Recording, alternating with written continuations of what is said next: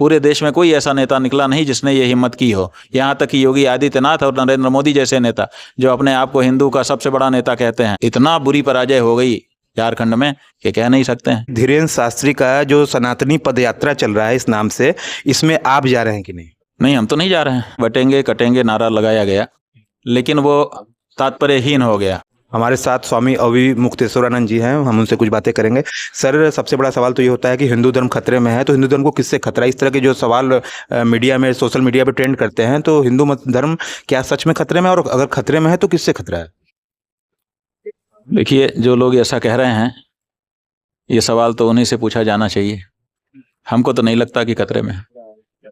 हम जब तक धर्म को अपने जीवन में उतारते रहेंगे तो तब तक हिंदू धर्म हमारी रक्षा करता रहेगा। जो रक्षित धर्म है वही हमारी रक्षा करता है। धर्मो रक्षति रक्षितः। तो इसलिए धर्म की रक्षा हम करेंगे तो धर्म हमारी रक्षा करेगा, यही नियम है। महाराष्ट्र चुनाव, झारखंड के चुनाव के रिजल्ट आए हैं, उत्तर प्रदेश उपचुनाव के भी रिजल्ट आए हैं। भाजपा के फेवर में 2 राज्यों में गए हैं, झारखंड में नहीं गए हैं, तो इसे किस तरह देखते हैं? हाँ, इसका मतलब है कि स्थानीय जो फैक्टर हैं वही चले हैं, कोई ऐसा राष्ट्रीय फैक्टर नहीं चला है। इसका मतलब यही है, नहीं तो सब जगह एक जैसा परिणाम होता।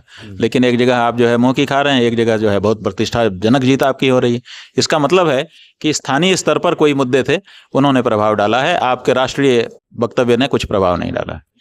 सनातन धर्म में एक बात कही जाती है कि जो मंदिरों में दान वगैरह आता है उसका एक सनातन बैंक बन जाए और वो हिंदू गरीब लोगों में उससे उनको मदद पहुंचाई जा सके, जो मदद के लिए लोग होते हैं। इसे आप किस तरह देखते हैं? अच्छा विचार है, ये होना चाहिए। अच्छा विचार है, इस विचार की हम सराहना कर रहे हैं, समर्थन कर रहे हैं। अच्छा, तो आखिरी सवाल शंकराचार्य जी, कोई समय कम है तो आखिरी सवाल मैं ये लूँगा कि बटेंगे तो कटेंगे, जो जैसे बहुत बड़ा वाक्य कभी कहा कि कह दिया गया हो, पूरे मीडिया में वायरल हो रहा है, तो इसे आप किस तरह देखते हैं? और कहाँ बट रहे हैं, कहाँ कट रहे हैं, ये सब बातें मतलब कैसे बट रहे हैं हिंदू? बात यह है कि बटेंगे कटेंगे नारा लगाया गया, लेकिन वो तात्पर्यहीन हो गया, अर्थहीन हो गया। अभी वो नारा पैदा किया गया और उसको इस तरह से फैलाया गया जैसे जहां देखो वहां यही गूंजने लगा, इतना गूंजा दिया। लेकिन उसी समय जब चुनाव हुए तो आपको उसका फायदा नहीं मिला।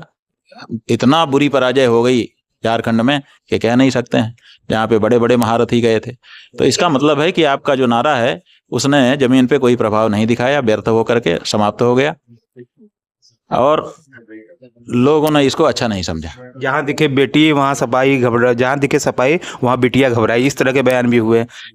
देखिए, ये सब जानते हैं कि किसी भी समूह में कुछ बुरे भी हो सकते हैं, कुछ अच्छे भी हो सकते हैं। किसी समूह को गलत कह देना या सही कह देना बहुत अच्छा नहीं होता है। एक सवाल और लूँगा कि मोदी योगी के जाने के बाद हिंदुओं तुम्हें कौन बचाएगा, इस तरह की बातें भी होती हैं। हाँ ठीक है, हिंदुओं को कौन बचाता है, पहले तो जो बोल रहा है उसको ये समझना चाहिए कि हिंदुओं को योगी और मोदी नहीं बचाते हैं। XYZ का खागा ऐसा कोई नहीं बचाता है। हिंदुओं को ईश्वर बचाता है। आपको हम संस्कृत के श्लोक ना सुना करके प्रचलित दोहा सुना देते हैं, जाको राखे साइयाँ मार सके ना कोई, बाल न बांका कर सके जो जग बैरी होए। तो हमारी रक्षा साईं करता है, ईश्वर मालिक, तो वो हमारी रक्षा करेगा। कई योगी वो मोदी थोड़े करते हैं, वो चले भी जाएं तो भी वही करेगा, वो रहेंगे तब भी वही कर रहा है। तो इसलिए हम हिंदुओं की रक्षा हमारे ईश्वर करते हैं और वो करते रहेंगे। महाराष्ट्र के मुख्यमंत्री को लेकर काफी चर्चा हो रही है, क्या शिंदे बने रहेंगे? आपके हिसाब से किसे बनना चाहिए? भाई, कौन बना रहेगा कौन नहीं बना रहेगा ये तो राजनीति वाले तय करेंगे ना, हमारा वो क्षेत्र नहीं है, इसलिए हम उसमें कुछ नहीं बोलेंगे। लेकिन हमारी भावना जरूर है, हमारी कामना जरूर है, क्योंकि उन्होंने एक साहसिक निर्णय लिया गौ माता को पशु सूची से हटा करके राज्य माता बनाने का, और उसको जनता ने खूब पसंद किया कि इस व्यक्ति ने, पूरे देश में कोई ऐसा नेता निकला नहीं जिसने ये हिम्मत की हो। यहाँ तक कि योगी आदित्यनाथ और नरेंद्र मोदी जैसे नेता, जो अपने आप को हिंदू का सबसे बड़ा नेता कहते हैं, मानते हैं, वो भी ऐसा नहीं कर सके और उस नेता ने ये कर दिया। तो उसका प्रतिफल भी जनता ने खूब भरपूर उसको दे दिया। तो जब उसके नेतृत्व में इतनी बड़ी विजय मिली है तो उसको कंटिन्यू रखना चाहिए। अंतिम सवाल ये है कि धीरेन्द्र शास्त्री का जो सनातनी पदयात्रा चल रहा है इस नाम से, इसमें आप जा रहे हैं कि नहीं? नहीं, हम तो नहीं जा रहे हैं। तो इसे किस तरह देखते हैं आप, उनकी यात्रा को? नहीं, हमको क्या देखना है, यात्रा कर रहे हैं, हमको उसमें क्यों देखना है।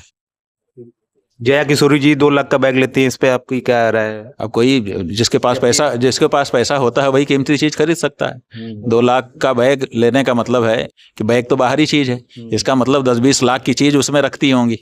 तो आप तो 2 लाख का बैग देख रहे हो, 2 लाख के बैग में रखा क्या जाता होगा, वो कितनी कीमत का होगा, वो आप देख ही नहीं रहे हो, बड़ा आश्चर्य है। इतनी बड़ी बात आपने कह दी। काशी में गंगा कितनी सफाई हो रही है अभी, अब तो काशी में मौजूद है।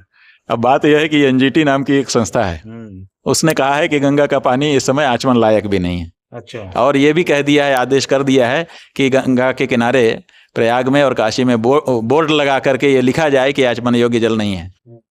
तो अब समझ लो कि क्या हालत है। और इसी में 40 करोड़ लोगों को स्नान कराने के लिए सरकार तैयारी कर रही है। गंगा की धारा को सही नहीं कर रही है, गंगा के किनारे 40 करोड़ लोगों को बुला करके उस पानी में नहलाने की और उस पानी को पिलाने की तैयारी की जा रही है, जिसको एनजीटी नाम की संस्था कह रही है कि आचमन योग्य नहीं है। लोगों के लोक स्वास्थ्य से खिलवाड़ किया जा रहा है।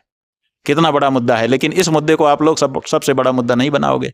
40 करोड़ लोगों के स्वास्थ्य से खिलवाड़ होने वाला है कुंभ में, अभी जो कुंभ आने वाला है। हाँ, 40 करोड़ लोगों के लिए कहा जा रहा है ना कि 40 करोड़ लोग आएंगे, तो 40 करोड़ लोग किस के लिए आएंगे? सब लोग नहाएंगे, और वो जल ही जिसमें नहाने वाले हैं वही, उसके बारे में एनजीटी की ये राय है। तो स्वास्थ्य से खिलवाड़ ही तो हुआ, लेकिन ये होगा और इस पे मीडिया मौन रहेगा। आप आए हमारे शो में, बहुत कुछ बोले। ये थे हमारे साथ स्वामी अवि मुक्तेश्वरानंद जी, जो एक्सक्लूसिव हमारे साथ जिन्होंने बात की। धन्यवाद।